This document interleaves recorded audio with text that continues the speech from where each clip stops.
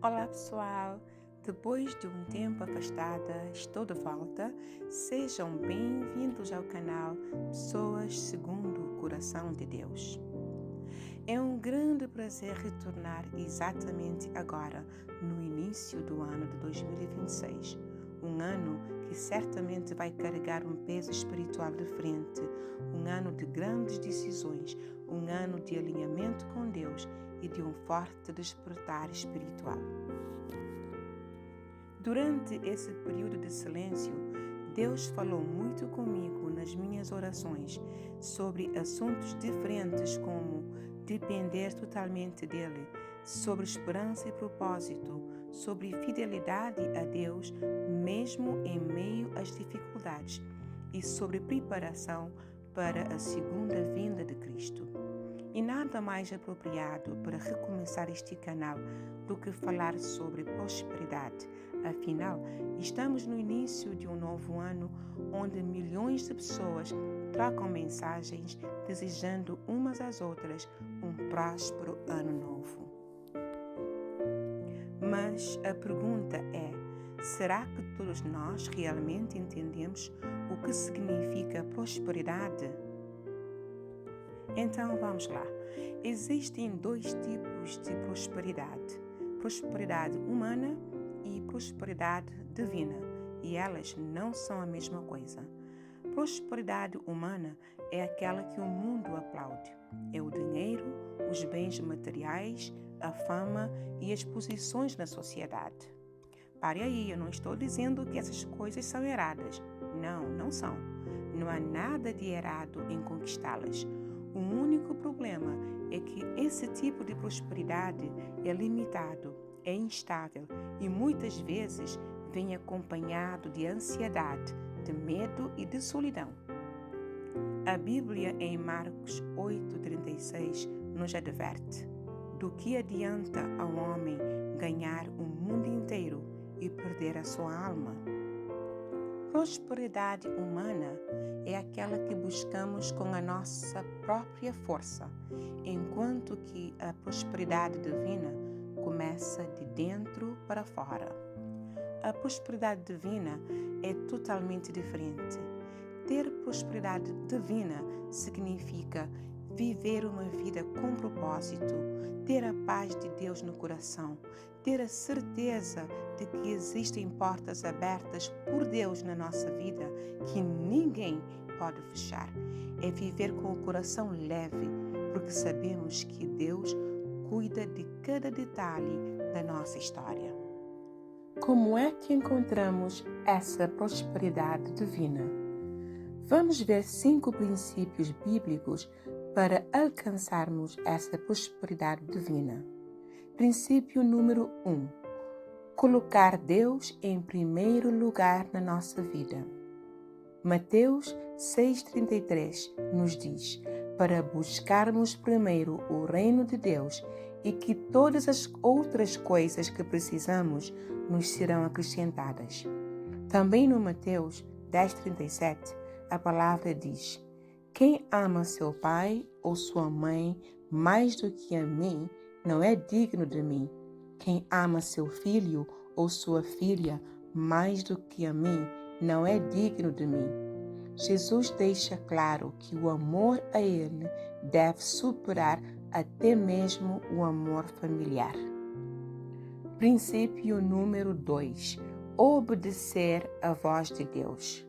Deuteronômio 28 diz que somente aqueles que obedecem à palavra de Deus e a colocam em prática recebem as bênçãos do Senhor. Princípio número 3. Ter um coração generoso. A prosperidade de Deus se multiplica na nossa vida somente quando não guardamos as bênçãos só para nós, mas compartilhamos com outras pessoas também. Princípio número 4. Confiar em Deus mesmo diante de situações difíceis. Prosperidade divina não tem nada a ver com o que você possui ou enxerga agora, mas com o poder daquele que nos sustenta, que é Deus. Princípio número 5. ter caráter e andar em santidade. Deus não prospera alguém que não tem capacidade emocional e espiritual para sustentar o peso da bênção. Bênção de Deus não é qualquer coisa. Temos que estar fortes, preparados emocionalmente e espiritualmente para poder sustentá-lo. Um exemplo bíblico forte sobre ter capacidade espiritual e emocional para sustentar a bênção de Deus encontramos na história de José do Egito. Enquanto eu preparava esta mensagem, Deus me desafiou profundamente com a história de José e seus irmãos. José recebeu uma grande promessa de Deus, mas por causa disso foi invejado, foi lançado em poço para morrer, foi vendido como escravo e foi preso injustamente. José passou por muitas situações difíceis e hoje entendemos que tudo aquilo foi um processo. Na verdade, por detrás de todo o sofrimento de José, estava ali o nosso Deus, preparando o seu coração antes de lhe presentear com a grande bênção, a de ser o governador do Egito. Deus estava o tempo todo capacitando José, tanto emocionalmente como espiritualmente, para que ele pudesse perdoar os seus irmãos mais tarde e compartilhar as bênçãos recebidas com eles, apesar da traição. Deus preparou o coração de José porque ele não queria que José guardasse as bênçãos somente para si. E foi assim que as bênçãos na vida de José se multiplicaram e salvaram não só a sua família, mas também muitas outras pessoas. A Bíblia também nos mostra exemplos de pessoas que buscaram riqueza e reconhecimento, mas perderam o essencial, que era Deus. O primeiro exemplo está em Marcos 10, 17 a 22, que fala do jovem rico. A Bíblia diz que este jovem tinha dinheiro, posição e muito reconhecimento na sociedade, mas, no entanto, não tinha um coração rendido a Deus. Quando Jesus pediu para ele compartilhar suas riquezas com os pobres e segui-lo, ele saiu triste e angustiado. Ele preferiu ficar com a sua riqueza humana e perder a vida eterna. O segundo exemplo está em Apocalipse 3:17, quando Deus fala sobre a igreja de Laodiceia. As pessoas daquela igreja diziam: "Nós somos ricos e não precisamos de nada." Mas Deus lhes responde: "Vocês são pobres, cegos e miseráveis." Isso nos alerta porque muitas vezes a prosperidade humana nos cega e nos impede de enxergar nossa pobreza espiritual. A Bíblia também nos mostra exemplos de pessoas que escolheram de forma diferente, escolheram a prosperidade que vai além do dinheiro. Jó e Abraão são os dois desses exemplos. O livro de Jó nos mostra que ele era rico e íntegro diante de Deus, mas com a permissão de Deus, o inimigo o fez perder tudo. Perdeu filhos, riqueza e saúde.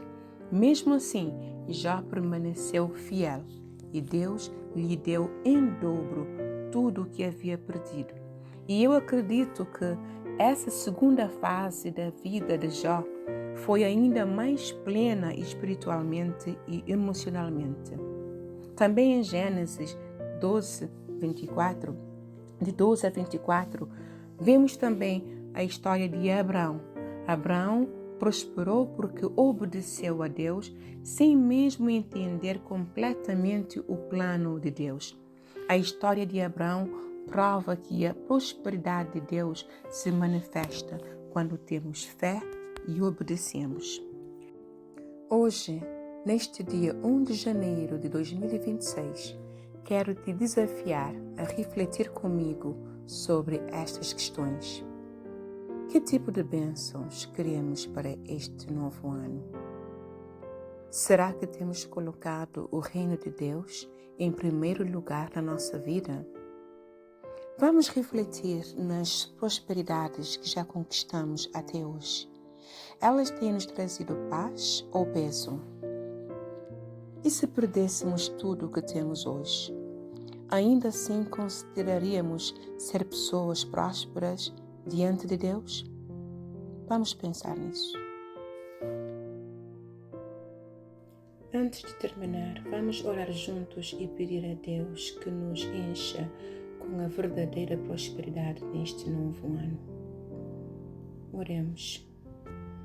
Pai amado, santo e soberano Deus, nós te agradecemos, ó Pai, por este novo ano que se inicia. Agradecemos pela tua fidelidade que nunca falha, Pai. Neste momento, ó Deus, colocamos a nossa vida em tuas mãos, Pai. Colocamos também os nossos planos, os nossos sonhos e histórias diante de ti, ó Pai. Santo Deus, ensina-nos a buscar a verdadeira prosperidade que vem de ti, aquela que transforma o coração e vida. Senhor Deus, dá-nos um coração generoso, um espírito obediente e firme. Ó Pai Santo, ensina-nos a confiar em ti, porque no tempo certo o Senhor nos dá tudo o que precisamos. Senhor, nos dá sabedoria emocional e espiritual. Capacita-nos, ó Pai, assim como capacitaste José para perdoar e compartilhar bênçãos também. Que a nossa vida seja reflexo da tua bênção, ó Pai. Que este novo ano, ó Pai, que o Senhor está nos concedendo, sirva para glorificar o teu santo nome, Pai, e abençoar outras pessoas. Ó soberano Deus, livra-nos da ganância, da ansiedade, do medo e da ilusão da prosperidade que é humana. Dá-nos a tua paz, ó Pai, a tua paz que prometeste que excede todo o entendimento do homem. Em nome de Jesus oramos. Amém. Amém. E graças a Deus.